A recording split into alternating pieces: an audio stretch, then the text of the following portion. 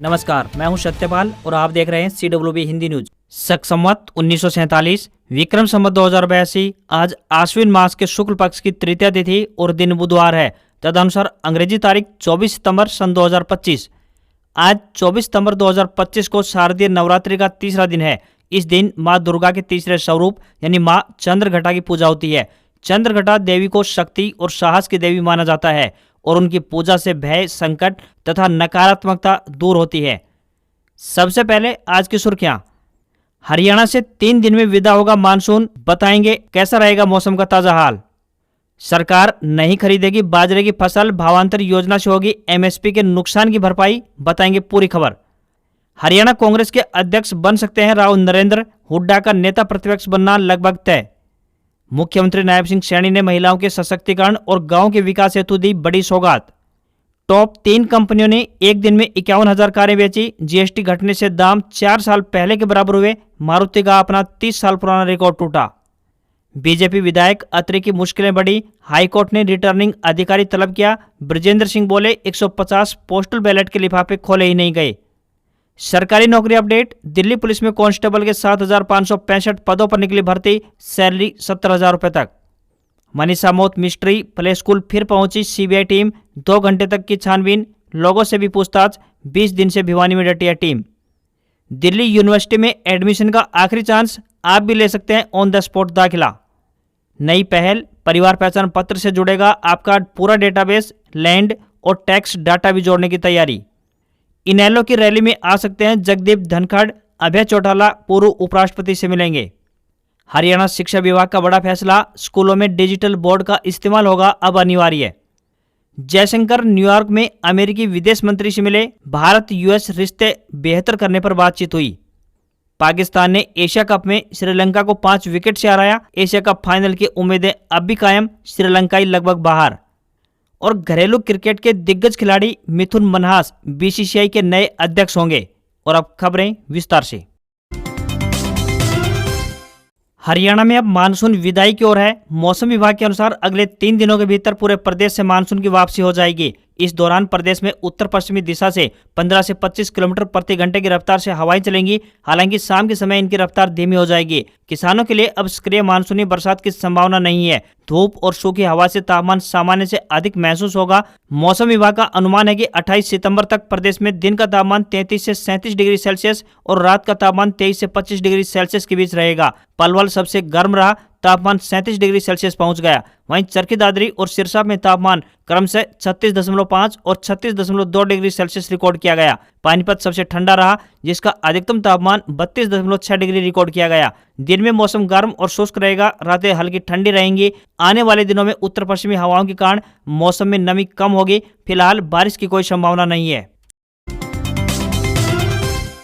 हरियाणा में महिलाओं को आर्थिक मदद देने के लिए सरकार 25 सितंबर से दीनदयाल लाडो लक्ष्मी योजना की शुरुआत करने जा रही है। इस योजना के तहत पात्र महिलाओं को हर महीने 2100 रुपए की राशि दी जाएगी। इसके लिए सरकार ने तैयारियां पूरी कर ली हैं और कर्मचारियों की छुट्टियां तक रद्द कर दी हैं, ताकि योजना को समय पर लागू किया जा सके। राज्य स्तरीय कार्यक्रम पंचकुला में होगा, जहां मुख्यमंत्री नायब सिंह सैनी योजना को लॉन्च करेंगे और ऐप की शुरुआत करेंगे। 25 सितंबर से महिलाओं का पंजीकरण शुरू होगा और हरियाणा दिवस यानी 1 नवंबर से महिलाओं के खाते में सीधे राशि पहुंचना शुरू हो जाएगी। परिवार पहचान प्राधिकरण के अनुसार प्रदेश में तकरीबन 21 लाख महिलाएं इस योजना के दायरे में आएंगी। इनमें से 23 से 45 साल की अविवाहित महिलाओं की संख्या की बात करें तो 2,82,635 है, जबकि 23 से 60 साल की विवाहित महिलाओं का आंकड़ा 18,14,621 है। प्रदेश के हिसार, यमुनानगर, सिरसा, नूंह और करनाल जिलों में सबसे अधिक अविवाहित महिलाएं हैं। नवरात्र के शुभ अवसर पर हरियाणा के CM नायब सिंह सैनी सोनीपत दौरे पर पहुंचे, जहां उन्होंने दीनबंधु छोटूराम यूनिवर्सिटी में हेल्थ विभाग की प्रदर्शनी का अवलोकन किया। इस दौरान मुख्यमंत्री ने सोनीपत की पावन धरती से प्रदेश के लिए 116 करोड़ 22,68,000 रुपए की धनराशि की 557 विकास परियोजनाओं का उद्घाटन किया। कार्यक्रम में स्वस्थ नारी सशक्त परिवार अभियान और 8वें पोषण माह के तहत महिला स्वास्थ्य शिविर का आयोजन किया गया। मुख्यमंत्री ने कहा कि आज 72 नए महिला सांस्कृतिक केंद्रों का उद्घाटन किया गया है। अब प्रदेश में कुल 203 महिला सांस्कृतिक केंद्र स्थापित हो चुके हैं। इन केंद्रों में माताएं बहनें भजन, गीत, नृत्य और अन्य सांस्कृतिक गतिविधियां कर सकेंगी। मुख्यमंत्री ने 90 इंडोर जिम और 69 योग एवं व्यायामशालाओं का उद्घाटन भी किया। मुख्यमंत्री ने इस कार्यक्रम में सीएम किसान खेत सड़क योजना के तहत 101 नई सड़कों का उद्घाटन किया। इस अवसर पर सीएम ने कहा कि हमारी सरकार ने सरपंचों को बिना टेंडर के 21 लाख रुपए तक के विकास कार्य करवाने का अधिकार दिया है। साथ ही हमारी सरकार ने पंचायतों को मजबूती देने के उद्देश्य से यह भी फैसला लिया है कि जमीन बिक्री से मिलने वाली स्टाम्प ड्यूटी और बिजली बिल पर लगने वाले 2% शेष अब सीधे ग्राम पंचायतों को मिलेगा। उन्होंने बताया कि प्रदेश की 983 ई लाइब्रेरी में फर्नीचर उपलब्ध करवाया गया है और जल्द ही वहां पर पुस्तकें और कंप्यूटर उपलब्ध करवा दिए जाएंगे।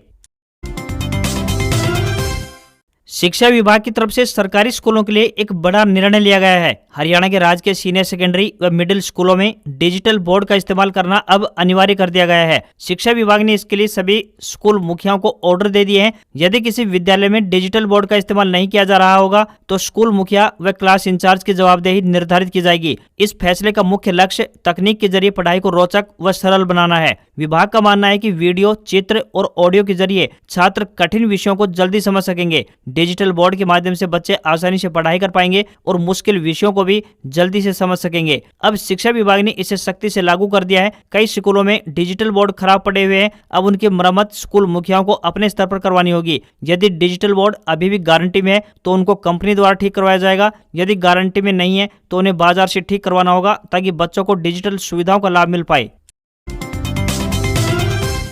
देश भर के जो भी युवा दिल्ली पुलिस में शामिल होना चाहते हैं उनके लिए एक बड़ी खुशखबरी है। बता दें कि दिल्ली पुलिस में कांस्टेबल पदों पर भर्ती के लिए आधिकारिक नोटिस जारी हो चुका है। दिल्ली पुलिस में पुरुष और महिला कांस्टेबल के पदों को भरा जाएगा। दिल्ली पुलिस में कांस्टेबल के 7,565 पदों पर यह भर्ती होने जा रही है, जो कि कर्मचारी चयन आयोग यानी एसएससी की तरफ से विस्तृत विज्ञापन जारी किया गया है। ऑनलाइन आवेदन शुरू हो चुके हैं। इन पदों के लिए न्यूनतम योग्यता 12वीं पास होने वाली है। ग्रेजुएशन एवं पोस्ट ग्रेजुएशन पास अभ्यर्थियों को 2 से 5% तक अतिरिक्त अंक दिए जाएंगे। संभावना है कि कर्मचारी चयन आयोग की तरफ से दिल्ली पुलिस में कांस्टेबल भर्ती के लिए वस्तुनिष्ठ आधारित परीक्षा दिसंबर या फिर जनवरी में आयोजित की जाए। उम्मीदवार स्टाफ सिलेक्शन कमीशन की ऑफिशियल वेबसाइट ssc.gov.in पर जाकर आवेदन कर सकते हैं। फीस जमा करवाने की आखिरी तारीख 21 अक्टूबर 2025 रहेगी। आवेदन फॉर्म में करेक्शन के लिए विंडो 29 अक्टूबर से लेकर 31 अक्टूबर 2025 तक खुली रहेगी। दिल्ली पुलिस मल्टीटास्किंग स्टाफ के पद पर कार्यरत या रिटायर्ड या दिवंगत स्टाफ के बच्चे 11वीं पास होने पर भी आवेदन कर सकते हैं।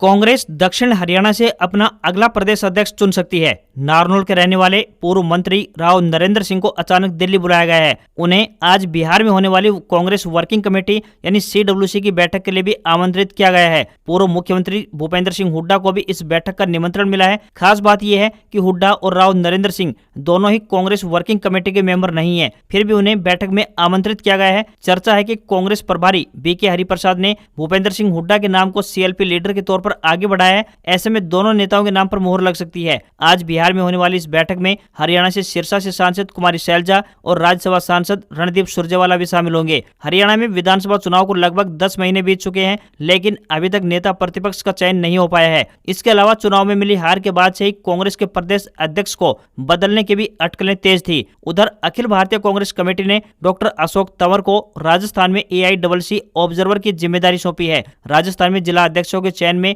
बतौर पर्यवेक्षक की महत्वपूर्ण भूमिका निभाएंगे। कांग्रेस राव नरेंद्र सिंह को प्रदेश अध्यक्ष बनाकर दक्षिण हरियाणा में अपना वर्चस्व बढ़ाना चाहती है और OBC वोटरों पर अपनी पकड़ मजबूत करना चाहती है। राव नरेंद्र सिंह के नाम पर सहमति बनने की एक वजह यह भी है कि वे कभी भी किसी गुट में शामिल नहीं रहे। यदि उनका नाम तय होता है तो किसी गुट द्वारा आपत्ति की संभावना कम है।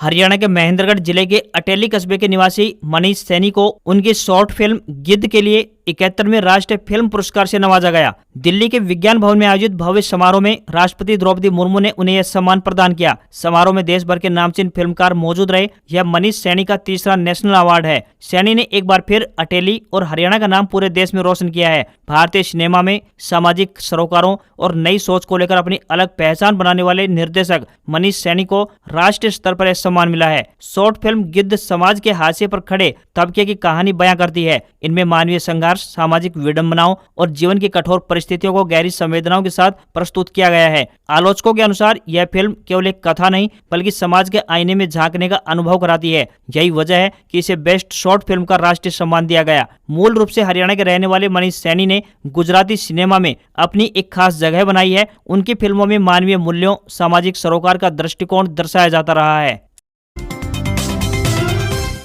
हरियाणा के पूर्व डिप्टी सीएम दुष्यंत चौटाला ने एक बार फिर से प्रदेश की कानून व्यवस्था को कटघरे में खड़ा किया है। सिरसा में जननायक जनता पार्टी यानी जसपा की ओर से आयोजित युवा योद्धा जिला सम्मेलन में मंच से लोगों को संबोधित करते हुए दुष्यंत चौटाला ने कहा, हरियाणा में गुंडे नायब हैं और पुलिस गायब है। मुख्यमंत्री सुरक्षा किसको दे रहे हैं? शराब ठेकों के बाहर तो 2-2 पुलिसकर्मी बैठा रखे हैं। मुख्यमंत्री ने बहादुरगढ़ में भाषण दिया था कि अपराधी प्रदेश छोड़ दें, लेकिन इसके बाद से तो लगातार अपराध की घटनाएं बढ़ रही हैं। इतना ही नहीं, इस दौरान जसपा सुप्रीमो अजय चौटाला ने भी दुष्यंत के साथ लॉ एंड ऑर्डर पर सवाल उठाए। उन्होंने कहा कि प्रदेश में अपराध इतना बढ़ गया है कि कभी अभय चौटाला तो कभी दिग्विजय चौटाला को धमकी मिलती है, लेकिन सरकार कुछ नहीं करती। मंगलवार को सिरसा की नई अनाज मंडी में जसपा की तरफ से युवा योद्धा जिला सम्मेलन का आयोजन किया गया था। इसमें जसपा के राष्ट्रीय अध्यक्ष अजय चौटाला, पूर्व डिप्टी सीएम दुष्यंत चौटाला, दिग्विजय चौटाला के साथ साथ पार्टी के कई अन्य वरिष्ठ नेता भी मौजूद रहे। इस दौरान दुष्यंत ने लॉ एंड ऑर्डर के साथ साथ शिक्षा और भर्ती प्रणाली के सहारे भी सरकार को घेरने की कोशिश की। दुष्यंत ने सरकार के उस दावे पर तंज कसा जिसमें कहा गया था कि बिना पर्ची बिना खर्चे नौकरी मिलेगी। उन्होंने कहा कि जब पहले ही भर्ती कर ली गई और बाद में विज्ञापन दिया गया तो यह दावा कैसे सही हो सकता है। उन्होंने आरोप लगाया है कि पिछले 1 साल से हरियाणा में बैकडोर एंट्री का काम बड़े पैमाने पर चल रहा है। दुष्यंत ने मंडियों की स्थिति पर भी चिंता जाहिर की। उन्होंने कहा कि धान, बाजरा और मूंग की फसल मंडियों में पहुंच रही है, लेकिन सरकार की ओर से कोई व्यवस्था नहीं की गई। इससे किसानों को भारी परेशानी का सामना करना पड़ रहा है।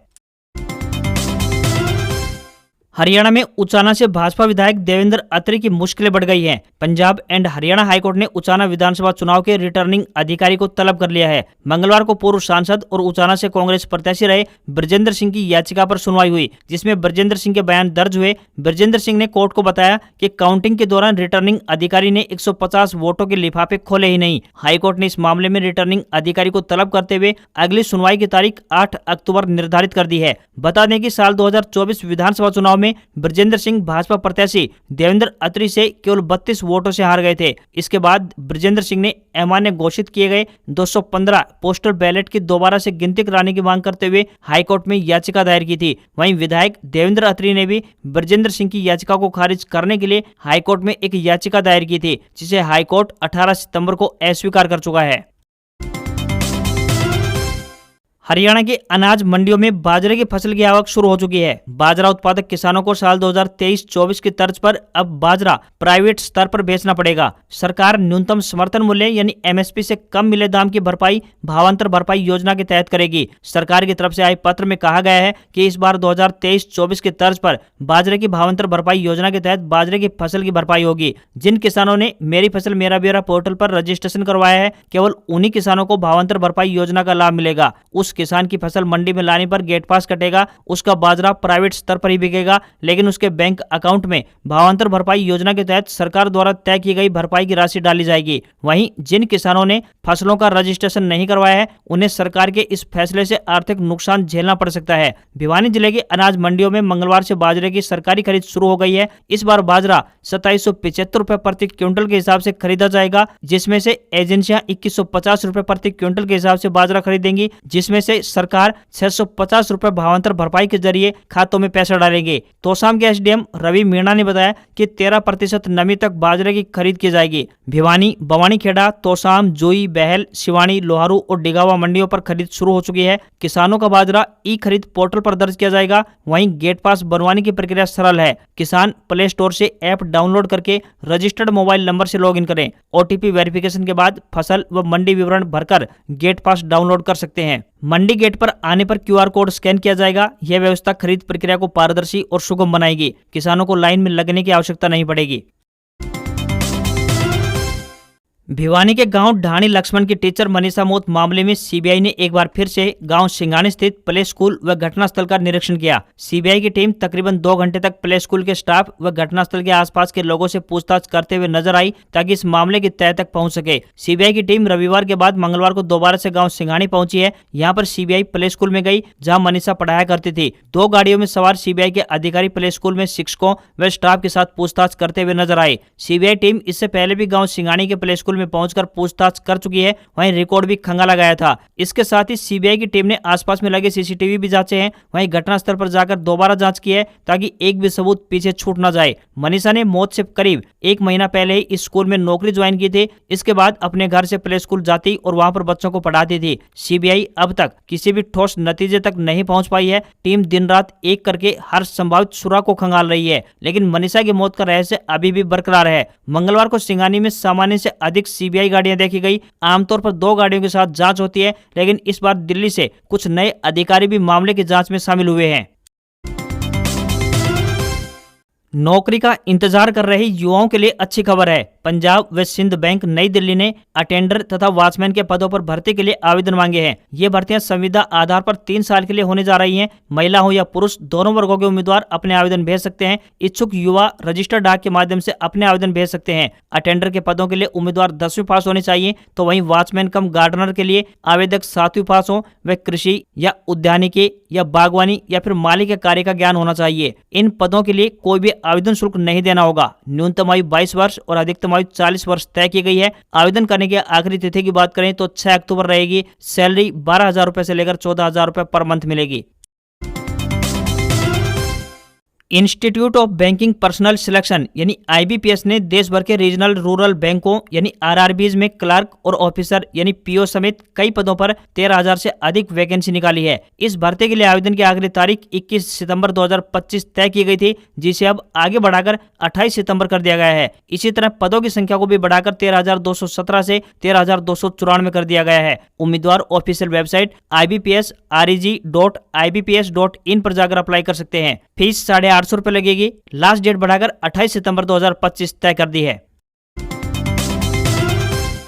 देश की top 3 automobile company Maruti, Hyundai और टाटा मोटर्स ने नवरात्रि के पहले दिन रिकॉर्ड 51,000 से अधिक कारें बेची। जीएसटी की नई दरें 22 सितंबर से लागू होने की वजह से कार की कीमतें 4 साल पहले के बराबर पहुंच गई हैं। इसके अलावा कंपनियां 10% से अधिक फेस्टिव डिस्काउंट भी ऑफर कर रही हैं। कारें सस्ती होने के बाद कंपनियों ने रिकॉर्ड बिक्री दर्ज की है। मारुति ने 22 सितंबर को करीब 30,000 कारें बेची और 80,000 लोगों ने गाड़ियों की डिटेल्स पूछी। कंपनी के अधिकारी ने बताया कि ये पिछले 30 सालों का सबसे शानदार रिस्पॉन्स है। छोटी कारों के दाम 10 से 15% सस्ते हो गए हैं, जिससे मिडिल क्लास फैमिली वाले शोरूम पहुंच गए। हुंडई ने नवरात्रि के पहले दिन की बात करें तो तकरीबन 11,000 गाड़ियां बेची हैं, जो पिछले 5 साल का सबसे एक दिन का अच्छा रिकॉर्ड माना गया है। कंपनी के अनुसार ग्रैंड i10 नियोस और क्रेटा की सबसे अधिक डिमांड रही। वहीं टाटा ने पहले दिन 10,000 से अधिक गाड़ियां डिलीवर की हैं। नेक्सॉन और पंच जैसे एसयूवी मॉडल्स की सबसे अधिक डिमांड रही।